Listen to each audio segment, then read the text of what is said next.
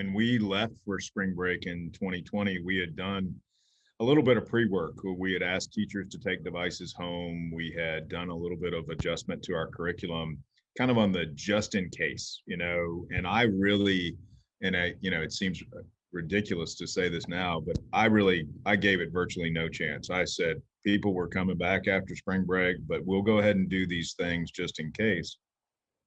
And obviously that didn't work out so well. We initially closed schools for 1 week, and which again seems foolish now, and then added 2 weeks on top of that. And I think at the end of that period of time, the governor closed schools across the state. So yeah, it has been an interesting calendar year, that's for sure. Since then, what's been the biggest challenge and what's working for you guys, do you think?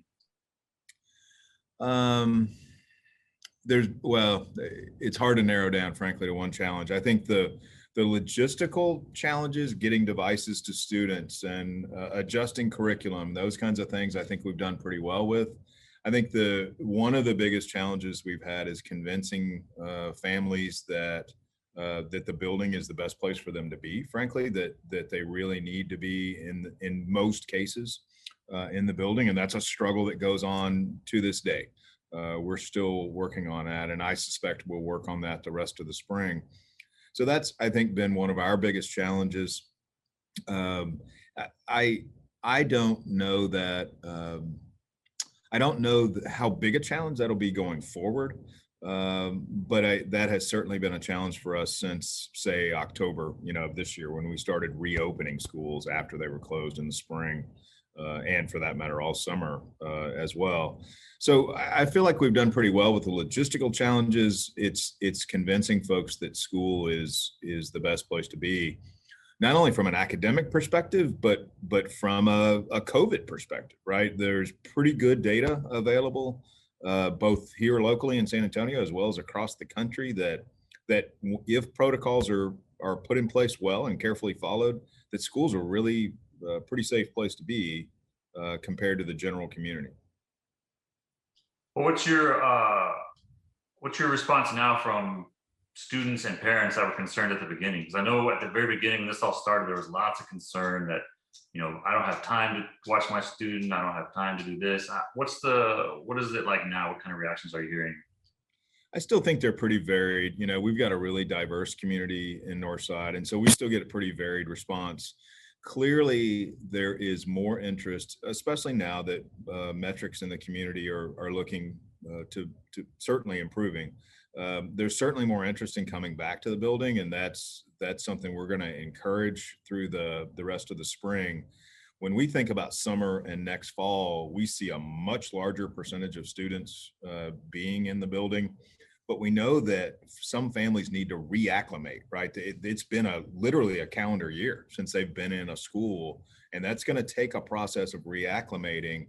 And we want to get that started this spring rather than try to wait for the summer or next August to get that done. So that's what, I guess, if I had to kind of prioritize our chief goals for the spring, it would be prepare for next year, but reacclimate kids and families to the buildings this spring. Do you think going forward, there's going to at least be another year of offering virtual classes, just because some people may not still feel safe going back to school yet? I do. I think virtual education is not getting ready to just go away. I think that genie's not going back in the bottle. When we think about it, we think about offering it to a much smaller group of students who have shown the ability to be successful in that space. We've got, unfortunately, some students who have insisted on virtual learning who have not been as successful as they were when they were in the building. And obviously, we'll need to consider their health circumstance and that of their families. But we really feel like we need to take a much stronger stance about, look, academically, socially, and emotionally, you are better off as an in-building learner. And so what can we do to make you feel good about that and get you back in the building? But I don't think virtual learning is going away completely. Yeah, so there's a concern that after this year, some students will be behind just because they were virtual for so long. Is there anything you guys are trying to do to help get that, answered? That is definitely a concern, and it's a legitimate concern. And so we, in this spring semester, we are remediating students from the fall, right? So we're plugging them into mini courses outside of the school day to try to offer them some remediation from what they learned or did not learn in the fall. And then this summer, we'll stand up a program that's probably 3 or 4 times what we would normally offer in the summer as far as student enrollment is concerned, to get at just that point. But Jason, this isn't a one spring, one summer type problem. This remediation will need to go on for years in order to get some students caught up. So this is a long-term issue for us, and not just for Northside, but every school district. Yeah, looking back, hindsight's 2020. What are some things you learned, or what you would have done differently now that you see how it worked out? Well, probably a lot. I think the biggest of which is, and obviously I didn't have control completely over the decision, but the biggest of which is, in my opinion, we made a mistake when we closed schools. And I'm not casting blame for that, right? Everybody did what they thought was right, given what they knew at the time. But we have been doing school in person with COVID metrics that were much more dire than what we saw last March and April in the state. And unfortunately, the cost of that is that we, again, have led some families down the path of being comfortable not being in the building, and that's going to be a hard thing to remediate. And again, that's why we need to get that work going this spring. So in my mind, that's the biggest mistake we made. And again, everybody did what they thought was right at the time, but in my mind, we should not have closed the school. Schools should have been the last thing to close, not among the first things to close. The way I try to explain my perspective on the whole situation to people is to say, look, you hear a lot in public conversation and in the popular media about the public health issue that COVID represents. And everybody gets that this is a public health issue. Everybody understands that. But it's a three-legged stool of issues. There's certainly the public health issue. There is also a financial issue. That's true for both individual families as well as for institutions, businesses, and nonprofits and so forth. And then there's a massive educational issue, this learning loss that we're talking about. And so when we think about this problem, and I think back on the decision to close schools, I think we were discounting the other two legs of the stool. We were so focused on the public health crisis. And again, not being critical. Everybody wanted to make sure folks were safe. But in hindsight, that was probably a mistake. You don't think the COVID numbers would have been higher for the school district if schools would have stayed open instead of closing that long? I think that purely speculation, but I think that had we left schools open and worked in those first weeks to develop the kinds of protocols we have now. Now, of course, this is a different time. You remember back in March, people weren't wearing masks, right? I mean, that wasn't a thing in March of 2020. But I think had we worked on protocols, given families a choice like we have this school year, I think we could have kept the buildings open and done it safely. Now, we'd have learned along the way, right? Just like our society learned about masking and those things. We would have certainly learned along the way.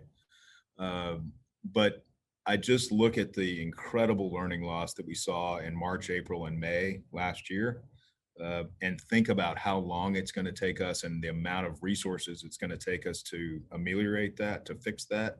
And it's in my mind, something I wish we had not done.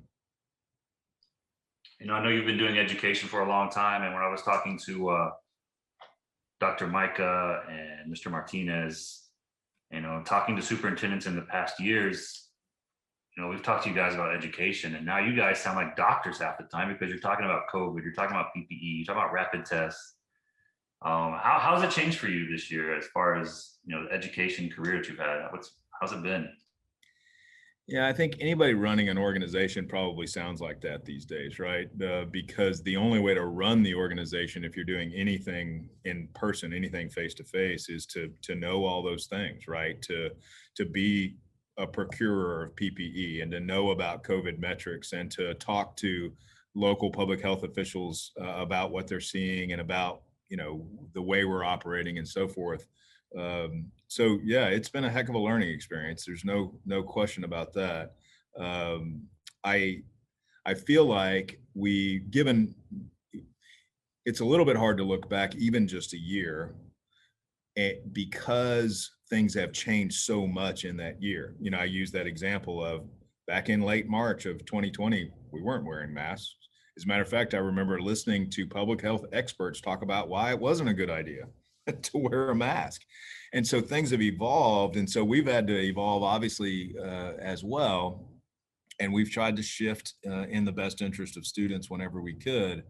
Um, but to say, that it hasn't been a challenge would be foolish, right? It's been a massive challenge, and we've still got lots of challenges to come. How are we going to serve kids in the 2020, 21, 22 school year, and how do we do it in a way that's sustainable for teachers who have just done incredible work under very challenging circumstances? How do we ease their burden a little bit so that they can provide high quality instruction for kids? So we've got a lot of work to do. Not to mention the fact that there's no state guidance out there about the 21-22 school year, and if history repeats, we'll be having a lot of uncertainty in the spring and summer about what we're allowed to do, which obviously I hope doesn't happen. But but there's a lot of decision making, and I think that when we think about these coming school years, I look at 21-22 as kind of an intermediate step to what may be a longer term future, because we won't have a widely available pediatric vaccine, very likely, at least at the beginning of that school year. I think I see us operating in one way for that school year, and then perhaps in a slightly different way for school years beyond that. And so this kind of shifting that has been so hard for people, I'm afraid, at least to a degree, is going to continue for a while. What kind of effect has this pandemic been on the budget for NISD? It's had a pretty substantial effect. When you think about the things that had to be purchased outside of what anybody could have planned for in the way of PPE and cleaning supplies and paying folks to work when everybody was told to stay home. When you think about the technology that's been purchased both for students and for staff, it's a pretty healthy impact. And what I've tried to explain to folks, like our trustees and others who are close to our school community, is those budget impacts are not close to over. Even after all that technology is purchased, I mentioned to you, we're looking at a summer program that's 3 to 4 times the size, very likely, of what we would normally be able to offer. And that's going to take a lot of resources, right? That means a lot of teachers and a lot of folks there to support kids during the summer. And it's absolutely necessary, but there's certainly a budgetary impact. The state is sitting right now with north of $6 billion that are dedicated to K-12 schools that haven't been distributed to K-12 schools. And so there is a serious hit to the budget, and every district would in the state would tell you that. Yeah, they have. The other two have told me that too as well. It's taking a hit. They're just kind of figuring out when's the money going to come. So. Well, yeah, and if it comes, when might it come, right? Because, planning for next year, thinking about August of 2021, started in January or December, right? And so part of the challenge in that planning is estimating what kind of resources are you going to have to dedicate to the plan, right? And when you can't estimate those resources, it makes planning pretty challenging. Are you guys prepared in case pandemic was to get worse? Sorry. With all these mutations out there, are you guys well prepared to do something like this again if it had to go locked down to all virtual again? Well, we're certainly a whole lot better prepared than we were both in March of 2020 as well as in August of 2020, right? We've got a huge number of devices and internet hotspots in the hands of students. And so from a technology perspective, we would be a lot better prepared if we had to do that.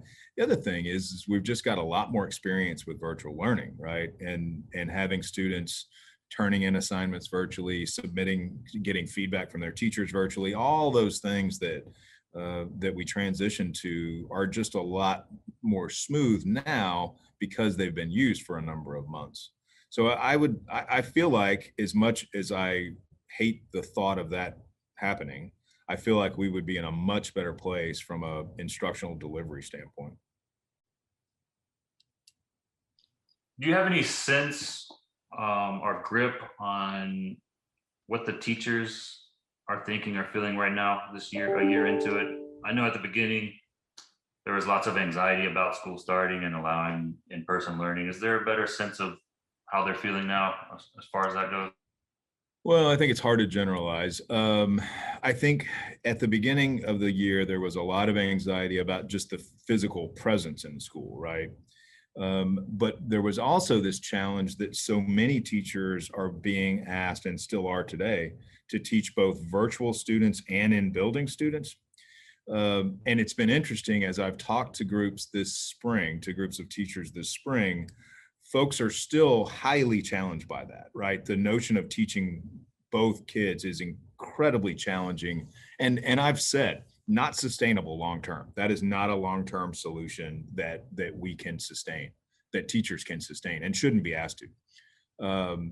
But it was interesting in some conversations not very long ago, just a couple of weeks ago, where there's a recognition that for some students, that situation is actually best for them, because if Jason's in the building and he has to quarantine for 2 weeks, the biggest advantage of what we're doing now is he doesn't have to change teachers. He goes home, he's a virtual learner, and he stays with his teacher that he already has a relationship with, or in the case of a secondary student, his multiple teachers that he has relationships with. And there's a real advantage to that. Now, that said, what we have asked teachers to do this spring is not sustainable and must change. We've got to find ways to pull apart the in-building learners from the virtual learners and try to assign teachers to one of those groups, not both of those groups. All right. So about 5 months away from August, starting the next school year. What's your overall message for students and their parents on, what to expect or what you hope to expect for the next school year? Yeah, it's probably better characterized as what I hope to expect, because to the degree I have control, right? Our data indicates, and this is not unique to us, that that students are generally more successful academically, socially, and emotionally in the building. And so we are going to strongly encourage families to do just that, to come into the building and get those services they're used to getting in school. Will there be a desire for virtual learning among some families that have proven successful in that space? And the answer is yes, and we'll be prepared to provide that. I am not sure that everything that's offered to in-building learners can and will be replicated for virtual learners, honestly. And so those kind of details are what we're working through now. What I expect is that when you walk in a school in August or September of 2021, it will look much more like it did in February of 2020 than perhaps it does today. That is our goal. That is what we're working towards. But recognizing that there are some family circumstances out there that will need to be considered and as a virtual learner. All right. Could you help us with the question we've been getting a lot of from students and parents, and it's about the STAR test. I don't know if you can help us with some confusion on that. So it's a two-part question. Is the STAR test, or what's the other one, the EOC? That's high school? Yeah. STAR test and EOC, are those required this year, and does it have to be in person? Wow, I wish I could give you a short answer. I know the question sounds simple. The Yeah. answer not so simple. So the STAR test is required by law. That said, students prior to the spring of 2020 would typically, because they were virtually all in the building every day anyway, would come to school that day. They would take the test. The test is still required by law. There is what they've done is take away some of the high stakes nature of the test for both individual students as well as for schools and districts. So, for instance, a student in the past would have had to meet criteria on STAR to move from grade 5 to grade 6, right? And that's been removed. And so, if a family were to choose not to test in that grade, there's not a consequence, if you will, for that student. We are required to give the test to anybody who to offer the test to anybody who comes to school. We're required to encourage people to come and test. There is a group for whom there is still a sanction, if you will, and that goes to that part of your question on end of course exams for high school students. What the law reads is that a student has to pass a minimum of 2 of those end of course tests in order to be considered for any kind of graduation at all. And all districts will struggle with a relatively small number of students who may struggle there if they don't come and test this spring. So that's the one group for whom there's still a sanction, if you will, for not testing. So that's the best answer I can give you on kind of where we stand with STAR. Okay, and so on the EOCE, those you guys are gonna have make stuff available for virtual learners to come in and take the EOC because those are they have to take to go on to the next graduate or go on to the next level. That's what Right. grades 9 through 12. Right. And there are 5 EOC tests. Students have to pass a minimum of 2 in order to have any eligibility for graduation at all. We will make the test available to virtual learners at all grades, right? 3 through end of course. But the group that is really kind of under the pressure to come and test is that end of course high school group.